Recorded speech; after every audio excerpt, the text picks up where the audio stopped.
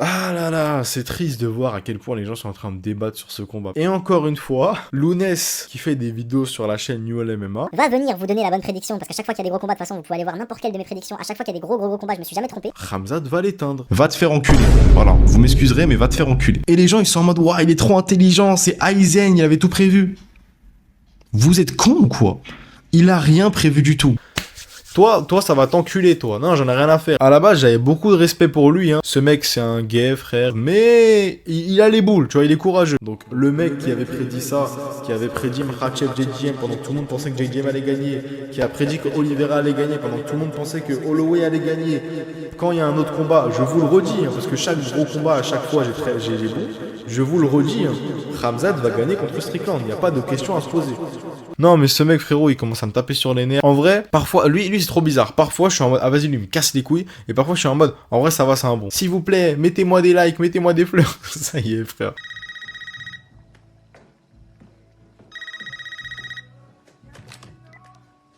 Hello? Aujourd'hui, nouvelle vidéo New All MMA dans laquelle nous allons faire le récapitulatif de cette UFC 328 et waouh, qu'est-ce qui s'est passé? Comment est-ce que Sean Strickland a pu battre Khamzat Chimaev? Ne vous inquiétez pas, déstressez, je vais vous expliquer tout ce qui s'est passé. Mais d'abord, on va revenir sur tous les combats un par un. J'ai fait un nouveau type de diaporama magnifique. Vous allez tout comprendre, vous inquiétez pas.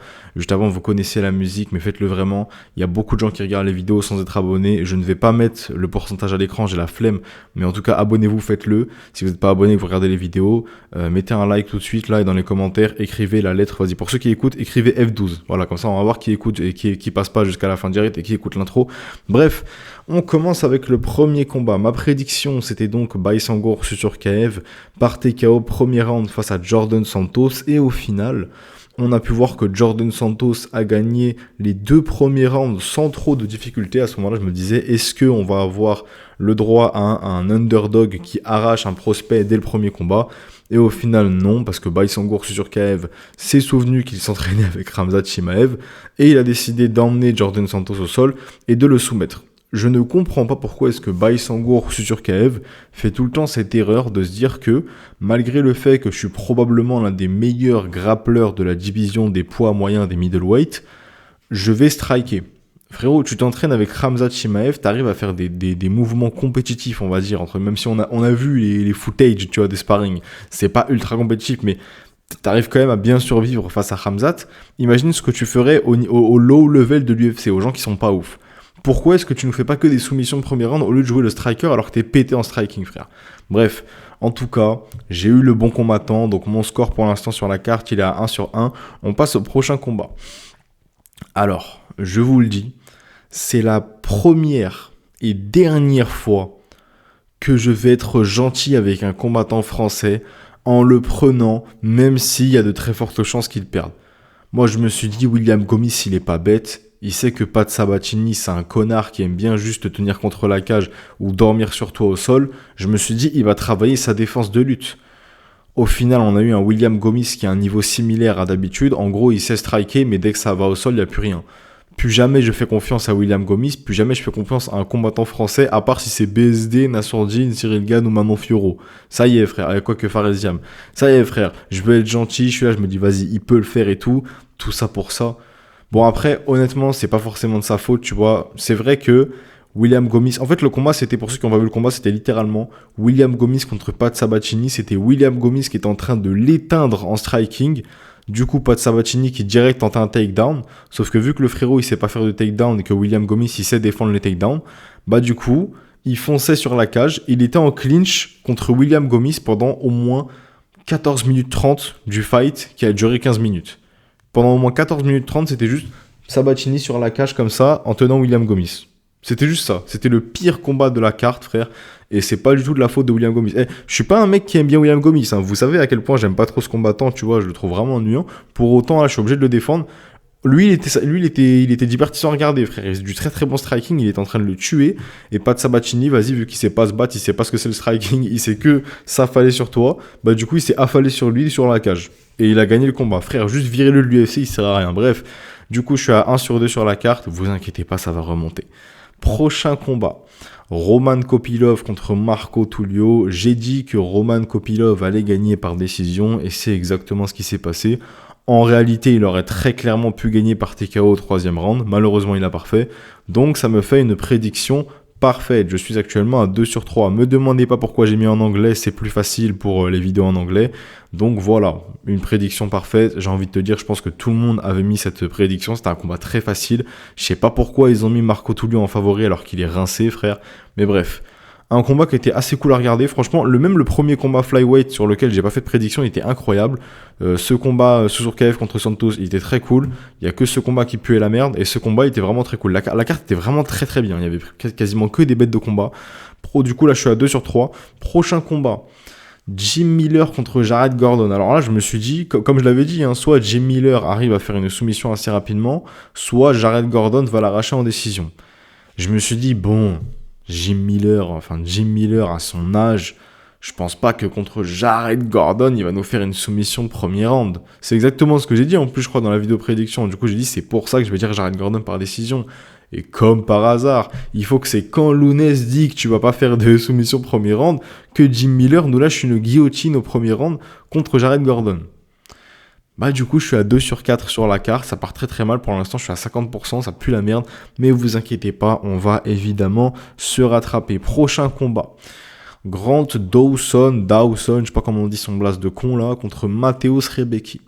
J'ai dit que Grant Dawson, je sais pas comment on dit son blase de con là, allait gagner par décision, et au final il a gagné par soumission 3e round. Franchement le combat était vraiment vraiment cool, je sais qu'il y a des gens qui vont pas trop aimer parce qu'il y a eu quand même beaucoup de phases au sol, où Grant Dawson, je sais pas comment on dit son blase de con, était en train d'essayer de soumettre Rebecki, mais n'y arrivait pas. Du coup, pour eux, les gens, c'est qu'il est en train de dormir sur lui s'il n'arrive pas à le soumettre, vu que les gens, ils n'arrivent pas à réfléchir.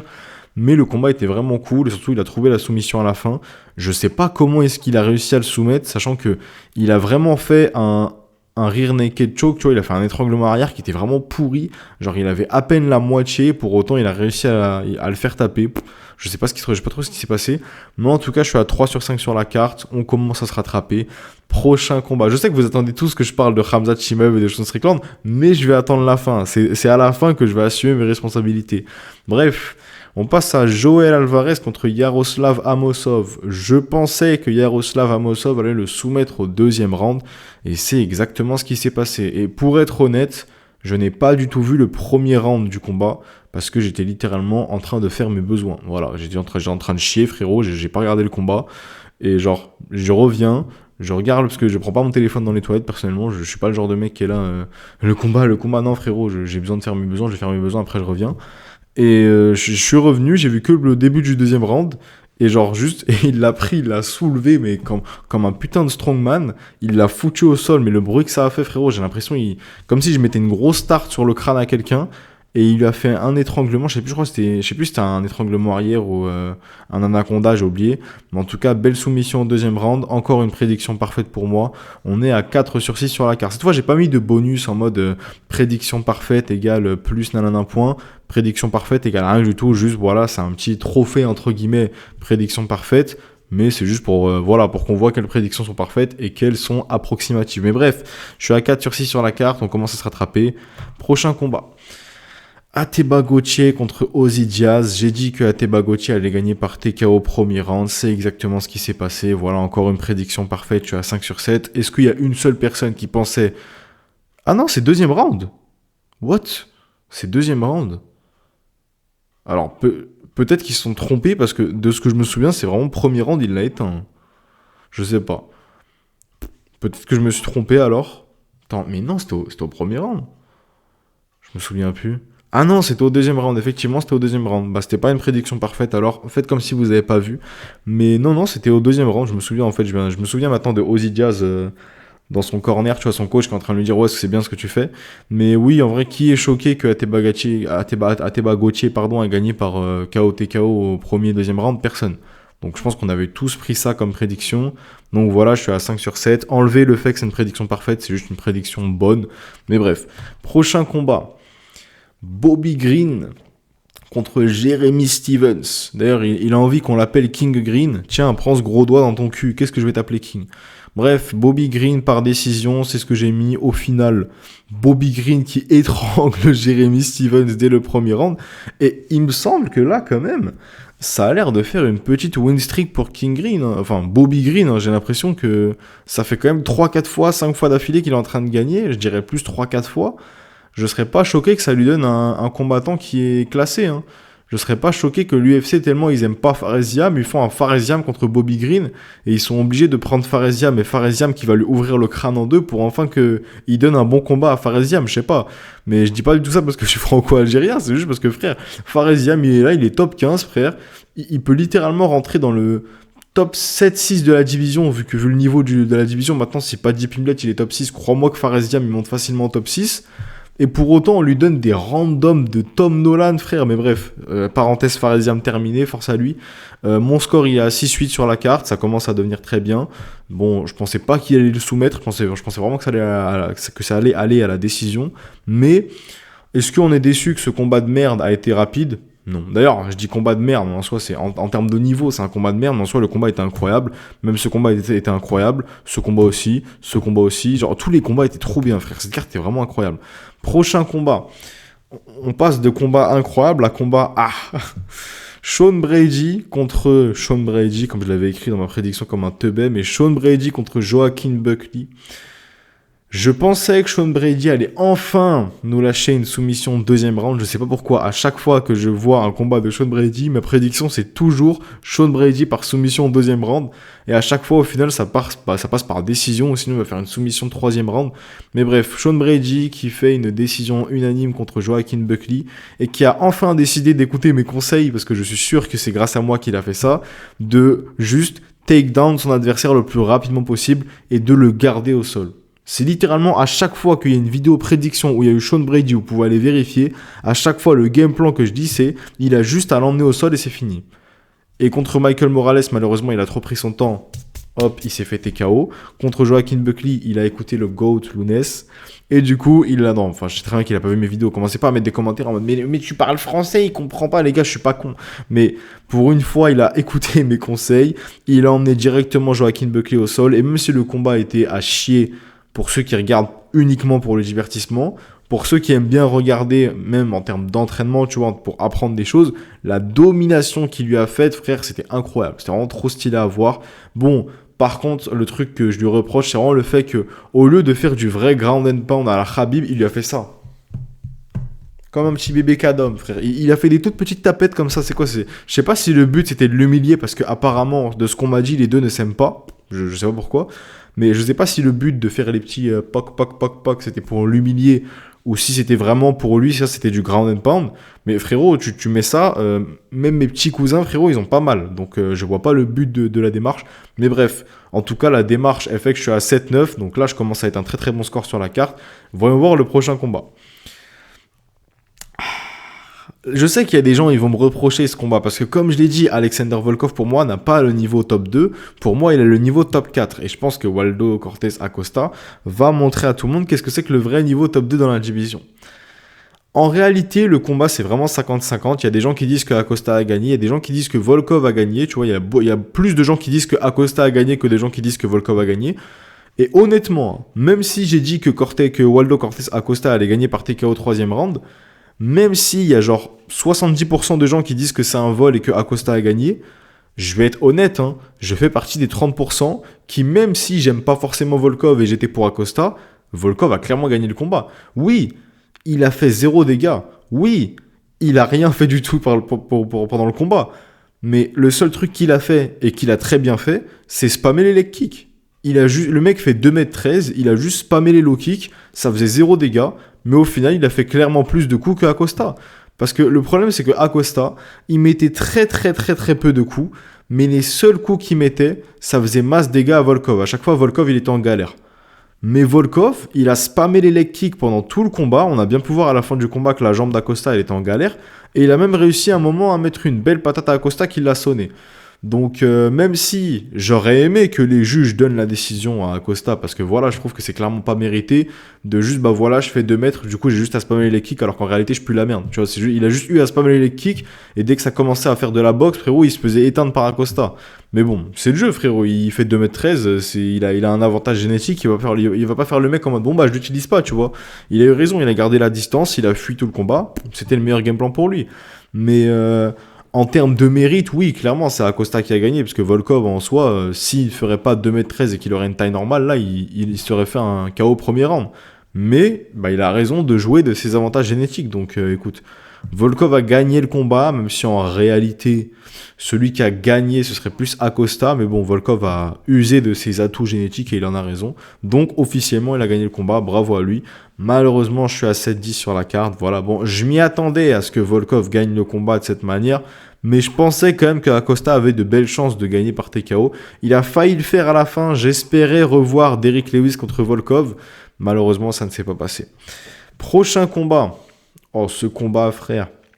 Le combat était incroyable. Et d'ailleurs, je sais que vous allez être beaucoup à dire « Ouais, on veut tes excuses pour Khamzat contre Sean Strickland. » Mais moi, je veux vos excuses pour Joshua Van contre Tatsuro Taira. Parce que qui, pendant une semaine, vous a dit, toute la semaine, je vous ai dit, je n'aime pas Joshua Van. Pour autant, je vous le dis, il va gagner par TKO contre Tatsuro Taira. Qu'est-ce qui s'est passé? Exactement ce que j'ai dit. Bon, moi, j'ai prédit un TKO au 4e round. Malheureusement, il l'a fait un round après. Je suis un peu dégoûté. J'aurais bien aimé avoir une prédiction parfaite pour ce combat.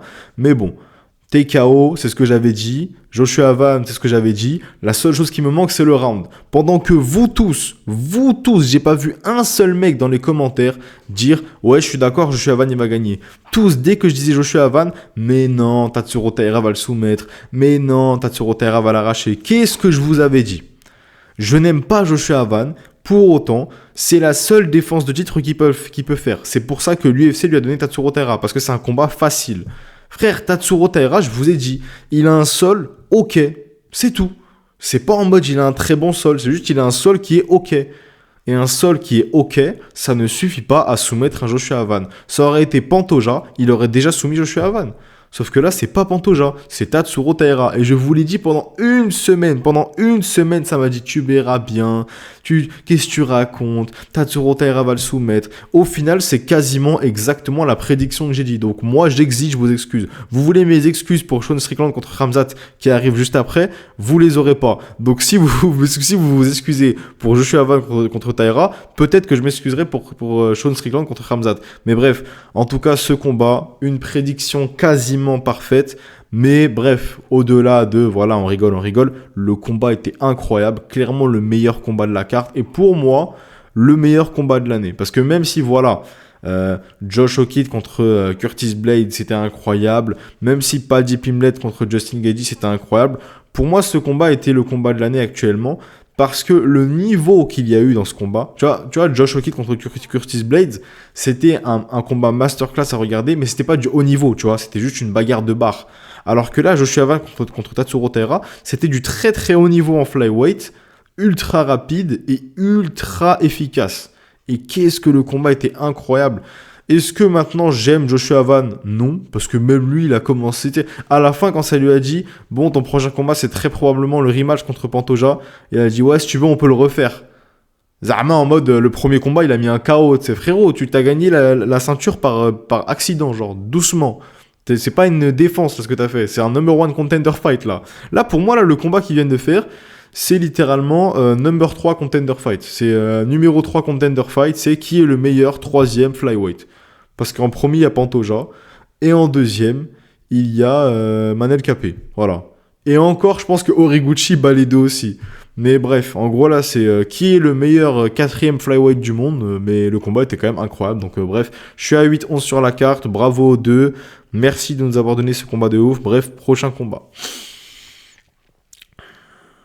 Vous avez vu l'intro de la vidéo. De toute façon, je vous ai fait tout un beau montage pour m'excuser un petit peu. Mais avant de dire quoi que ce soit, tous ceux qui m'ont mis « Ah, regarde, il s'est trompé.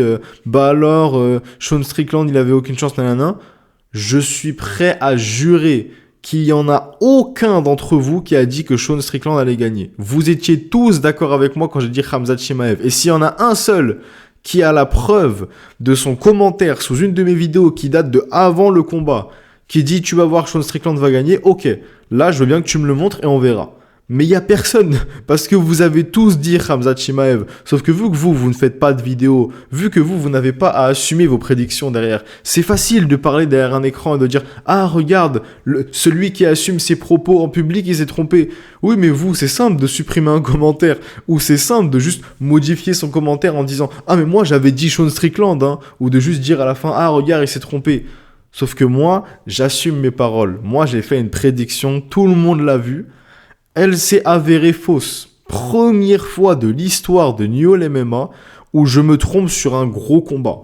T'as vu les gros combats, tu vois, les Khamzat JDP, les Makhachev JGM, les Oliveira Holloway, les bails comme ça. C'est la première fois que je me trompe sur un gros combat. Incroyable. C'est waouh, New All MMA qui se trompe sur un gros combat. Bon, je finis à 8 sur 12 sur la carte. Vas-y, c'est un peu gaze. Ça fait 2/3 de mes combats qui sont bons, mais bon. En vrai, je pense avoir compris pourquoi Khamzat a perdu. Et déjà, tous ceux qui vont commencer à lâcher des Sean Strickland a été trop fort, etc., absolument pas.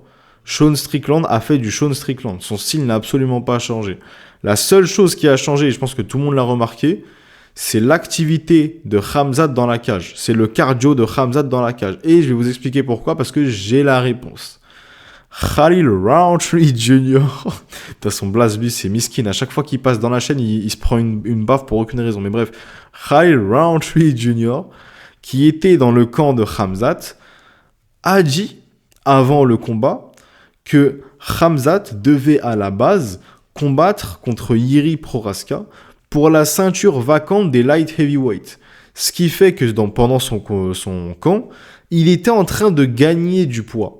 Il était en train de bulk, pour ceux qui veulent savoir. Il était en train de gagner du poids pour monter en light heavyweight. Sauf que après, ça lui a dit, en fait, non, on va mettre Carlos Ulberg contre Jiri Prochazka. Toi, tu vas combattre contre Strickland. Donc, quand toi, à la base, t'es un middleweight, tu vas combattre contre Strickland. Bah ok, pas de problème. Sauf que si on te dit, vas-y, monte en light heavyweight, tu montes en light heavyweight, et après on te dit, non, en fait, tu vas recombattre en middleweight.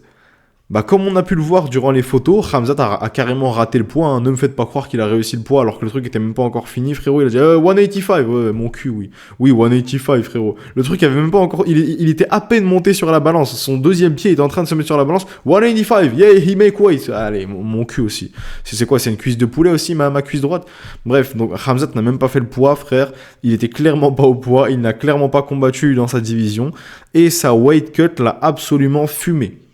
Voilà pourquoi il a perdu ce combat. On sait tous ce qui se serait passé si Khamzat Chimaev en middleweight aurait combattu contre Sean Strickland. Et je sais très bien ce qui va se passer. Tous les gens qui n'aiment pas Khamzat ou qui n'aiment pas les combattants musulmans qui vont dire « Mais regarde, tu lui trouves des excuses. Gna gna gna. » Je ne trouve pas des excuses. On sait tous ce qui se serait passé si Khamzat en middleweight aurait fait ce combat. Et je ne dis même pas ça en tant que musulman. J'aurais pu être chrétien, juif, sans religion. J'aurais dit la même chose. Mais je reste musulman, hein. C'est pas en mode je suis chrétien, non, je suis musulman, mais j'aurais dit la même chose si je n'étais pas musulman. C'est juste que Khamzat Chimaev aujourd'hui, enfin hier du coup, avant-hier, a combattu un middleweight en tant que light heavyweight. Et là, certains pourraient se dire, bah, t'as un avantage de poids, donc c'est facile. Oui, mais frérot, d'abord, il y a la weight cut. Et Khamzat a dû cutter plus de 20 kilos. Et je sais que certains vont dire, oui, mais Alex Pereira, il faisait pareil, pour autant, il a gagné. Oui, mais Alex Pereira, c'est un striker. Alors que la lutte, ça te prend 1000 fois plus de cardio que de juste balancer des patates. Tu vois? Donc en fait, là, Khamzat, ce qui s'est passé, c'est que comme Khabib, il a dit, hein, c'était un light heavyweight qui a combattu en middleweight, et le premier round, il a tout lâché pour essayer de le soumettre. Au final, ça n'a pas marché. Et du coup, on s'est retrouvé avec un Khamzat qui, à peine à la fin du premier round, ressemblait à moi avant de commencer le sport. Il était mort. Il était KO, frérot. Plus aucun cardio. Ce qui fait que juste après, frère, il pouvait plus rien faire. Et encore, il a quand même réussi à claquer un takedown à l'avant-dernier round. Mais par contre, je vois beaucoup de gens qui disent que ce combat est un vol. J'aime pas forcément Sean Strickland. J'aime un peu Khamzat, mais pas des masses. Les gars, Sean Strickland a clairement gagné ce combat. Je vois plein de gens qui disent que c'est un vol. Je sais pas si c'est juste des fans musulmans qui ont la haine de voir que Khamzat a perdu, mais les gars, disons la réalité, Sean Strickland a clairement gagné ce combat. Round 1, Khamzat. Round 2, Strickland. Round 3, Strickland. Round 4, Khamzat. Round 5, Strickland. C'est très simple, frère. Il y a 3-2 pour Strickland. Mais bref, je pense que si Khamzat n'aurait pas eu cette fausse information de l'UFC de monter en light heavyweight et qu'en réalité il aurait fait un camp d'entraînement et qu'il aurait continué à être un middleweight, je pense que, comme ma prédiction l'a dit, il aurait clairement roulé sur Sean Strickland. Malheureusement, il est monté en light heavyweight à cause de l'UFC qui lui a donné une fausse information. Au final, il a dû combattre un middleweight, il s'est baisé tout seul.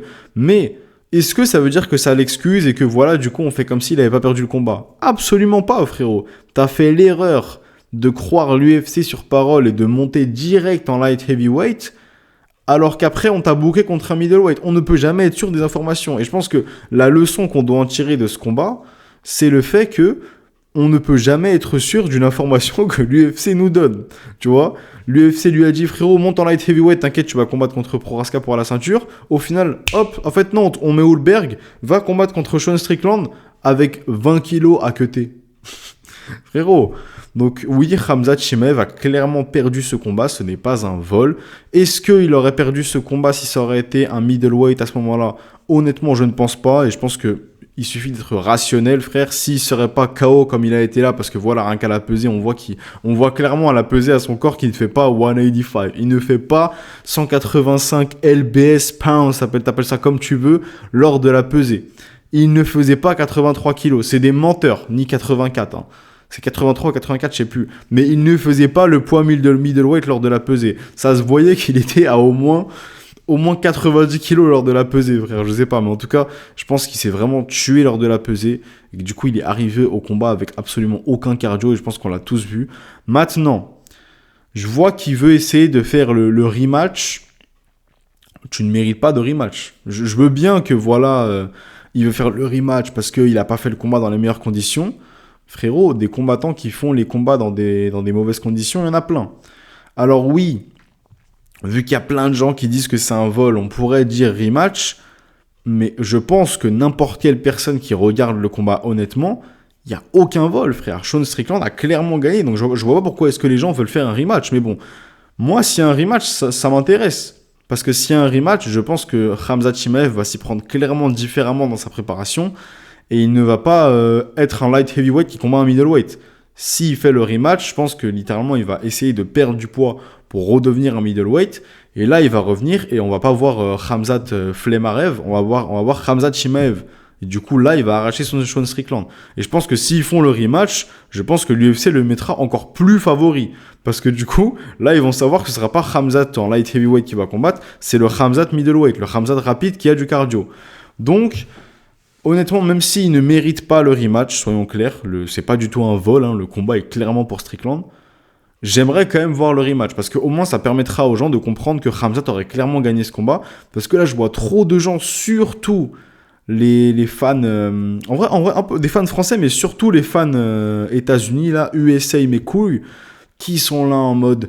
Ah, regardez comment il était surcoté depuis le début, on vous l'a dit depuis longtemps, alors que tous ces FDP, non je suis désolé, mais tous ces FDP, c'était les premiers à gober le chibre de Khamzat quand il a gagné contre DDP. C'était tous les mêmes, que ce soit les fans français, les fans indiens, les fans des États-Unis, tous ceux qui étaient là, DDP va gagner, dès que Khamzat l'a arraché, vous avez tous mis la queue de Khamzat au fond de votre gorge.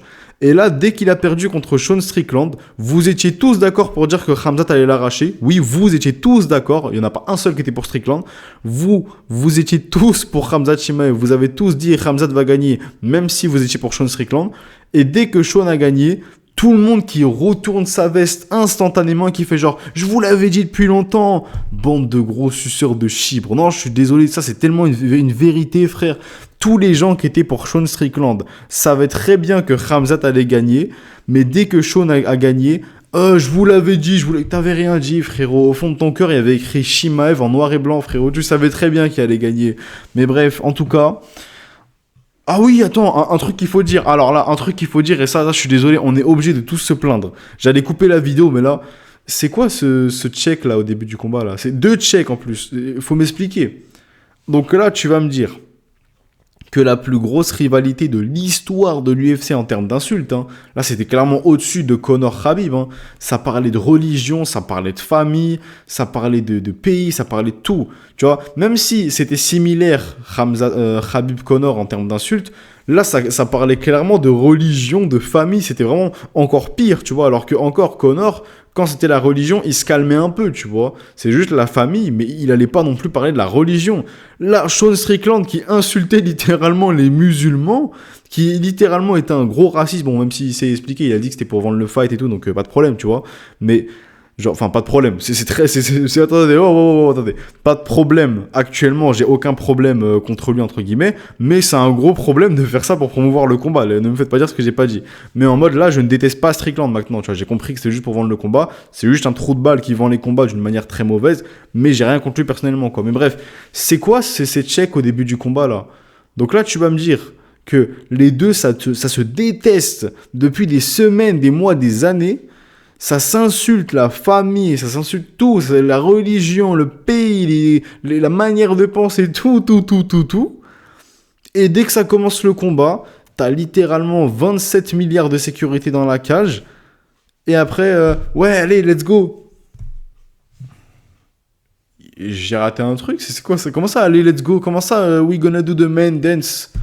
C'est quoi ce délire? Pendant toute la conférence de presse, la mère, le père, la sœur, le chien, et tout le monde en a pris. Même la mouche qui vole dans le salon, elle a pris, frère. Et ensuite, ouais, mon frérot, on va combattre. C'est quoi ce délire? Donc là, pendant toute une fight week, ils nous ont joué les mecs où il y a besoin de la police. Zama, faut ramener le FBI pour les séparer. Faut ramener 2 strongman en sécurité de chaque côté pour être sûr. Pour que dès que le combat commence, ça se jette même pas dessus, ça se fait des checks à 2 doigts de se faire la bise. C'est quoi ce fake beef là? C'est quoi ces mecs fake là? Frérot, si je suis en face d'un mec en conférence de presse, le mec il insulte ma religion, ma famille, mon pays, etc. Zarma, j'arrive, je fais allez, let's go, frérot. J'ai l'impression de voir genre, tu sais, Paddy Pimblett contre Justin Gaethje. Juste 2 mecs qui se respectent, qui sont là en mode ouais, bah t'es une légende et tout, ouais, toi t'es un nouveau qui arrive et tout, let's go, on va faire un bon combat. C'était la même chose, juste ça se respectait, ça se faisait des checks à la fin, câlin, wesh. Et j'ai raté un truc, c'est pas possible. On est passé de la plus grosse rivalité de l'histoire de l'UFC, soyons honnêtes, à limite, même pas, j'allais dire limite, je te mets la ceinture quand je perds, mais c'est même pas limite, c'est ce qui s'est passé. Khamzat lui a mis la ceinture. Genre, c'est quoi ce délire? Juste avant, les deux en mode ouais, on va mourir en tant qu'ennemis, on se déteste jusqu'à la moelle. 2 secondes après, Salem mon frère, t'as gagné la ceinture, je te la mets. C'est.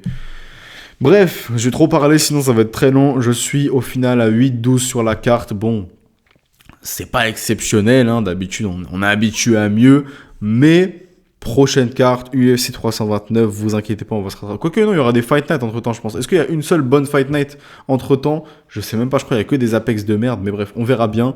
Mais vous inquiétez pas, on va se rattraper sur les prochaines cartes. On finit avec un score de 2/3 des combats qui sont bons. Dommage, on fera mieux la prochaine fois. Mais bref, est-ce que je vais m'excuser en mode ouais, Sean Strickland, j'ai dit trop de mal? Non. Parce que si Khamzat aurait combattu en middleweight et qu'il n'aurait pas fait l'erreur de monter en light heavyweight avant le combat, il l'aurait arraché et je maintiens mes mots. Bref, à plus.